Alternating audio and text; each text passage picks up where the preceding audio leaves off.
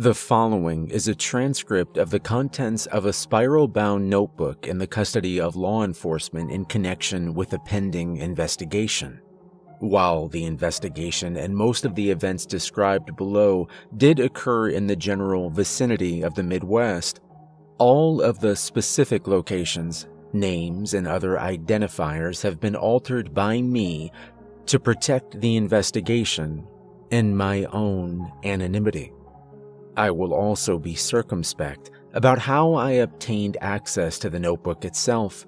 Suffice it to say, I had an opportunity to analyze the object physically. As part of that process, I photographed all of the pages per my SOP. It wasn't until the following week that I glanced down through those photos and began reading what I have now written down below. I understand how this may be interpreted, and you have no reason to trust the word of an anonymous stranger as to its authenticity. I cannot even vouch for the truth of what is written myself, though I think I have transcribed all the words accurately. All I can say is that what I have written is the truth, and I am presenting it to the best of my ability. What you take from it, evidence of something sinister, the outlines of some elaborate prank, or simply a few moments of entertainment, that is entirely up to you. I remember the first time I saw you. You were what, 1? Maybe not even that. Laying on the blanket next to your mama in the park, sleeping so peacefully as she watched over you with a tired but happy look on her face. That sleep, so calm and serene, I envied you that. I was having trouble sleeping even back then, and every day I could feel the last scrapes of that kind of peace being taken from me. I don't want you to misunderstand me, though. Me talking about not sleeping and envying a little baby that can, well, you might think that I was jealous of you, hated you even. But no, nothing could be farther from the truth. I saw that little pink ball of innocence, that bright little light of life that hadn't been kicked and shit on by the world quite yet, and I loved you. I loved you for what you were and what you could be. So I decided to take you under my wing. Pa had once called me a witch. A witch! I tried to tell the dumb bastard that I wasn't no witch, and even if I was, you'd call a boy witch a warlock. But he got that mean, sour look he'd get sometimes before I was 5 words in, and I knew the hit was coming before he even started to swing. I just balled up then. I was 15 at the time, and I could have fought back, but he was bigger and stronger and meaner than me, and if I fought back, it'd just be worse. So instead, I balled right up like a little armadillo, and before long, it was over. Armadillos are funny. They look cute and all, sure, like little knights in suits of armor or something. But you know, a lot of them have leprosy under that armor. A poison rot, like from the olden times, right under their skin. I felt like that back then. Like I had a poison welling up under that skin he was bruising and splitting, waiting for the right time to reach out and touch him. Wither him right away. Except my poison wasn't leprosy. Mine was what I could see, what I knew. I could look at my father, big, strong man that he was, and I could see the thread of his life stretching out in front of me. Not everything, you understand. It wasn't till later that I got where I could focus more and see particulars I wanted to see, but enough to know the biggest goods and bads he had coming. Enough to see when and how that thread would be cut for good. That was why he was afraid of me, why he hated me so. I'd made the mistake of letting on what I could see before I knew it was better to hide it. Pa tried to ignore it at first, but that changed when I came to him crying one morning. Found him in the field working on that old tractor that crapped out at least once a season, already in an awful temper. I should have known better, but I was scared and upset, and I loved him. I thought if I told him how he was going to die, he could avoid it, and I wanted that more than just about anything. Funny thing was, when what I saw finally came true a few years later, the biggest thing I felt was relief. Relief that it was over and that my poison had finally finished the job. I know what you're thinking.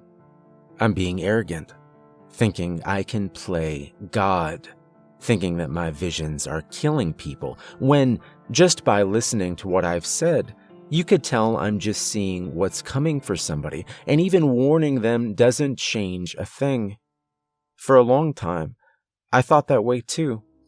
As I got older, and especially after Pa passed, I got stronger in what I could see, but I wanted to see it less and less. I couldn't help people, and seeing people that way, like a bunch of choices that hadn't been made yet, it made it hard to see them as people at all. They were just numbers and symbols, and I felt like some egghead mathematician looking at some humongous formula on a blackboard. Except I liked people, and I hated math, and the world was getting so I couldn't be around someone for more than a few minutes without seeing the worst things they would do and how it would all end. I learned to block it some, but just enough that I didn't go crazy, and that was before I started losing sleep. We aren't meant to be in this world all the time. I'm convinced of this. This world, it's a hard place with sharp edges, and it'll whittle you down to nothing if you don't leave it once in a while. That's why God gave us sleep and dreams. Some people say that those dreams are as real as this world, realer even. And maybe that's so, or maybe not. I don't know. What I do know is that we aren't meant to stay here all the time, especially when you see everything that I see. When I first saw that little baby you, I guess something came over me. Maybe it was some instinct, some part of whatever this power is that I have. I like to think that it was something more, though, that even then, I wanted to keep you safe, forever. I spent the next hour looking through the thread of your life, the times you were truly scared or truly happy, the things that shaped you or pushed you this way or that, when you felt loved and when you were in danger, the day when you were just 19 that you died. By the time your mama picked you up and carried you back to the car, my head was splitting, and I was close to bawling. I could see how it happened and why, but not how to stop it. Telling you, even if I waited 18 years to tell you the day it happened, wouldn't be enough to stop it. Our lives, our fates, they have movement, inertia, and you were heading toward a coffin like a bullet flying fast. Me telling you stuff you wouldn't believe too late to help anything, well, I might as well be puffing out of breath at that passing bullet. It won't change where it hits one little bit. But what if I didn't talk to you just then? What if I talked to you for years? Proved to you that what I saw was real and that you could trust me? Maybe that belief would be enough that you would listen when the time was right. I followed you and your mama home that day, and I've kept track of you ever since. Those first few years, I would only see you every now and then, checking your thread for any changes, looking into more details so I could understand you better. The rest of the time I spent doing my little experiments with other people, seeing if I could move their threads at all. Turns out I can, but it's not an easy thing. That momentum I was talking about, it's a powerful thing. And even if you warn someone or keep them from doing something they were meant to do, the universe has a funny way of self-correcting. I've seen odd stuff over the years. Much of it I don't understand, and the strangest thing has to be the way that creation will bend over backwards to return a person to the path they're meant to be on. I'm talking about coincidences or things that go even beyond that just seem to happen to make sure someone lives or dies, that they meet a particular person or learn a particular thing. I don't claim to get why it does what it does, but it didn't take long for me to understand what it meant to me. This force, this momentum, whether you want to call it fate or destiny or magic elves in the trees, it was working against me and what I was trying to do. It was the opposition, the enemy, the bad guy, and for a while, I didn't know if I could beat it. And then one day, I did. It was a guy named Lenny. Nice enough guy, I guess, but more importantly, he worked in the building across from my job and ate lunch outside most days. It gave me easy access to him, and after a few months, I had most of his next 20 years mapped out in my head. The key to most of it was him meeting the woman he'd marry. Her name was Laura. Before meeting her, his life was pretty bare. He didn't like himself, and because of that, he didn't like most people. Meeting her changed all that. I'm not saying their life together was perfect, because it wasn't, but they brought out the best in each other. I could see several points in his life where he picked right instead of left because of his love for her, and because of this, he avoided several traps the world might have thrown in his path. Looking at his life, I knew I'd found something special. Everyone is affected by others, but to find a life so impacted by how it touches another, that's a lot more rare. And if I was ever going to have a chance of proving I could affect things, of saving you, this was it. And for a wonder, it worked. It took time and effort and sacrifice, but it worked. And from that, I came up with my plan to protect you. I'm writing this 2 days before your 12th birthday. When you find this notebook, which I know you will, it will have a green notebook rubber banded to it. That is the story of your life from age 12 to 13. It's long. I tried to organize it well and only use words you'll understand. If you find one you don't, go get the dictionary off your mama's bookshelf and look it up. You need to get all of this, okay? I don't cover everything, of course. It would take way too long to write or read, but it's about 30 pages of little things and big things that are going to happen and what happens because of those things. I give you the date and time when I can, but I can't see that clear except occasional. And there's only a couple of times when I tell you what you should do instead of what you're meant to do. For now, I just want you to understand that what I'm telling you will come true and that you can trust me. Every year, I'm going to give you another green notebook. It'll tell you what you need to know, when you need to pick path B instead of path A, that kind of thing. I'll keep watch on the road ahead of you and make sure that you stay safe for as long as I'm able. I'm convinced that if you listen to me, we can beat that day when you're 19. I know this is a lot to understand and believe, but I've already seen that you will. I can't see your thread moving yet, but I think in time, as you know more and trust more, that'll get easier. I know you're a smart girl, so this probably doesn't need to be said, but don't tell anyone about these notebooks or what you know. Take it from me, all it will do is make people think you're crazy or that you're wrong somehow. Just keep it for yourself and use it as you will. It's still your life, after all. I'm just here to make sure you get to live it. Signed, your guardian angel. That's the end of the primary writing in the red notebook. There is, however, loose paper in the back of the notebook that appears to be from a different source, as the lines are different in size and spacing, based upon the content and the apparent age of the pages and the ink. It seems this was written much more recently.